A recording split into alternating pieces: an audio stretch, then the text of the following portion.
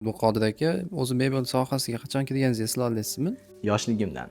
Hozir misol 29 ga kirgan bo'lsam, bir 4-5 yoshligimni nazarda tutadigan bo'lsak, eslasangiz, kompyuter o'yinlari rosa rivojlanib ketgan payt edi. Bizni ko'chaga chiqib kompyuter o'ynamasin deb uyga kompyuter terib qo'yishardi va onamning dadasi, opamdan mebel ishlab chiqarish fabrikasi bo'lgan hamda mebel ishlab chiqaruvchilarga maxsus xomashyolar sotgan. Ya'ni mebel uchun maxsus ranglar va mebelni chetiga yopishtirilgan kromkalarni sotish bilan shug'ullangan объемda juda katta объемda kirardi, bizga o'tkazib, mebelni mana bu rangi, bunaqasi deb turib o'rgatib, har bittasini 10 ta qilib taxlatib, nomlarini yopishtirib o'rgatib chiqardi bitta-bitta erinmasdan. Va maxsus ranglarini ham maxsus bochkalarda kelardi, ulardan alohida grammlab, salafanlarga solib, chigib, bittamiz upakovka qilib, alohida 10 ta qilib terib qo'yardik.